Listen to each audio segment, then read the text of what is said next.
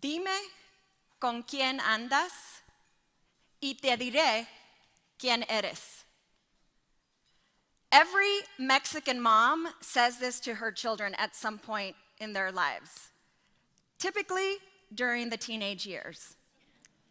Roughly translated, what it means is, tell me who you walk with, and I'll tell you who you are.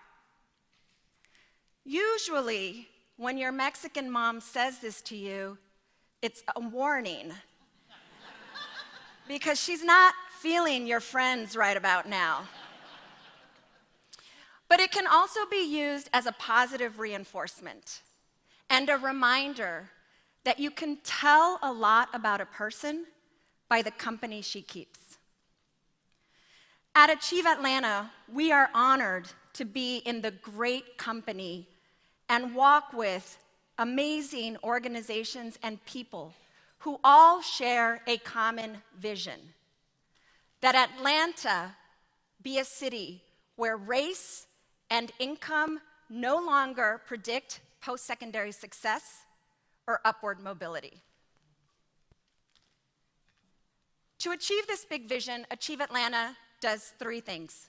We help students get to college, we help students pay for college, and we help students be successful once they're in college so that they can complete a degree. We do this because we know that a degree is still the most effective catalyst for upward social mobility. And in Atlanta, which has one of the lowest social mobility rates in the entire country, and where a child born into poverty will likely stay in poverty his or her entire life, this has become a fight for the soul of our city. While Atlanta has seen unprecedented growth in the last decade, with low unemployment rates, with a booming economy, and with the third concentration of Fortune 500 companies, third highest concentration of Fortune 500 companies in the entire country, not everyone has shared in the prosperity. Atlanta also has the unfortunate distinction of being named the capital of inequality by the Brookings Institution, which has ranked our city's wealth disparity as the worst in the entire country for 3 of the last 5 years.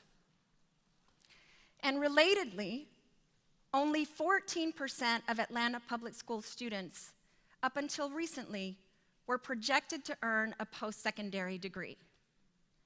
Now, we all know the relationship between access to higher education and social mobility.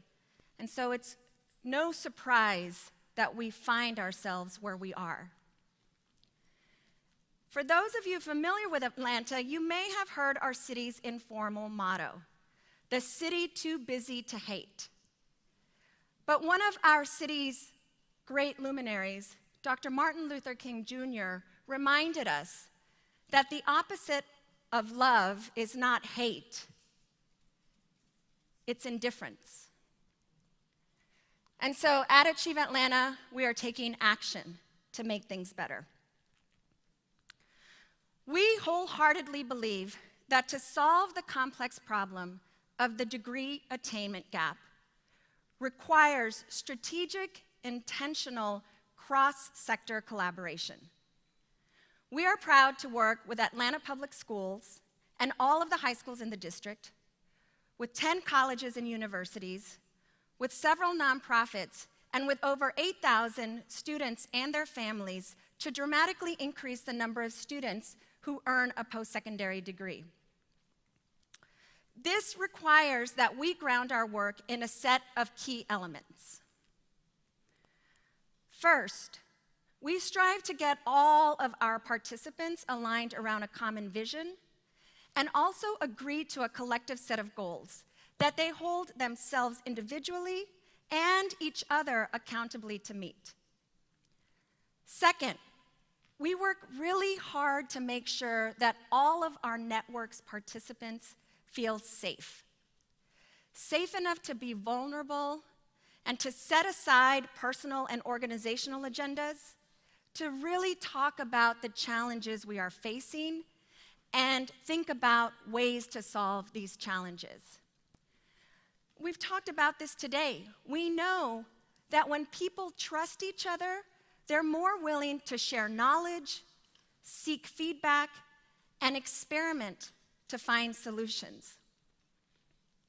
And third, we work to give our network members the tools and ground rules to be able to execute against their plans. And that includes data.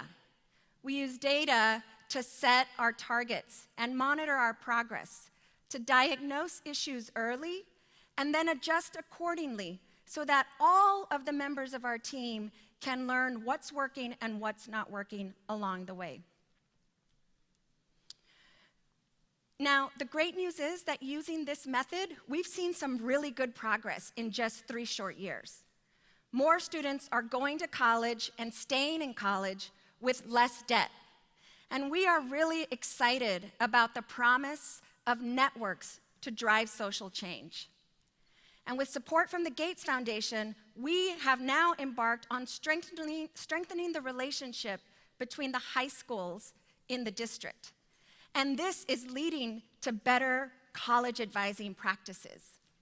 Most importantly, it's empowered our counselors to be able to talk to students about how to make strong college choices and attend a college that is a good match for them. We know in this room what match means, that a student's academic credentials are matched to the selectivity of a particular school. And we know that the research shows that when a student attends a strong match college, their chances of finishing college are significantly increased. And we know that this was an issue for Atlanta Public Schools because we looked at the data. And what we found was that historically, about 70% of Atlanta Public School students undermatched, meaning they either attended a school that was less selective than what they could go to, which the research shows undermines persistence and completion, or even worse, they didn't go to college at all. And so we worked with the high school teams and counselors and advisors to figure out the why, or as we like to say in the room, the root cause.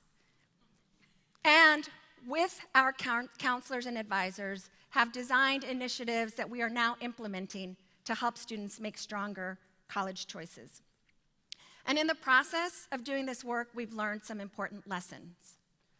One is that the personal matters. Last summer, when we held our first training for our counselors and advisors on match and fit, we brought lots of data. And we showed our counselors and advisors the data around where our students were going to school, and we also included the graduation rates for the schools students were attending. And some of those graduation rates were really, really low. But what we were trying to do was set the context and ground our conversation in the data so that then we could talk about solutions. But what we quickly realized was that people were bringing their own lived experiences to the work. This was not a technical, abstract conversation for them. Some of our counselors had attended some of those less selective institutions that we were now saying we needed to steer kids away from. Some of our counselors had had very difficult journeys themselves to finish college. And some of them were parents of kids who didn't finish college or kids who were currently struggling in college. This was personal for them. And we had not built in adequate time to engage our stakeholders on an emotional level. We needed to let them feel, and they needed to be in community around those feelings. And only then could we motivate them to do the hard work ahead. The other thing that we learned is that people need space.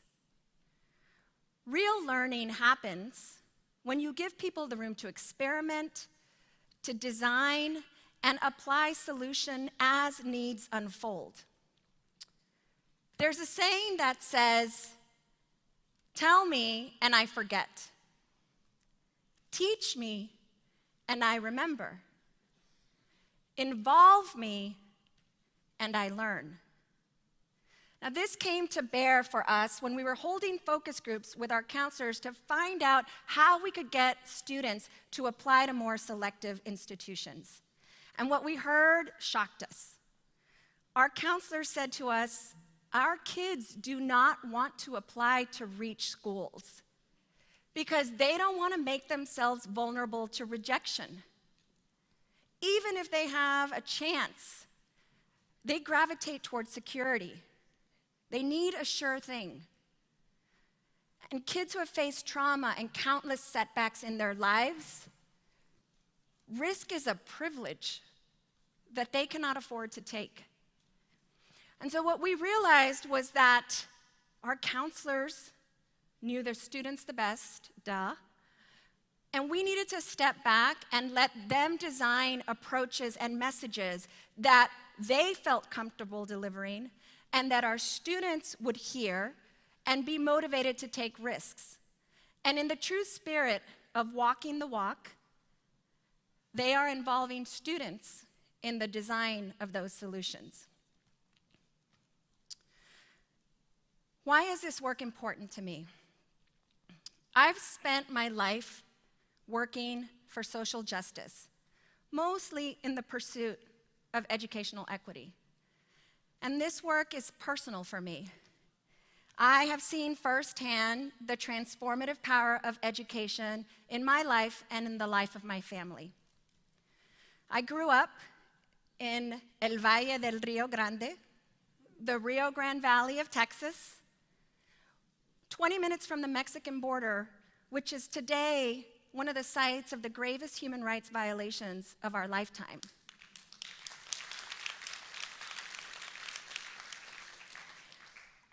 And I was fortunate.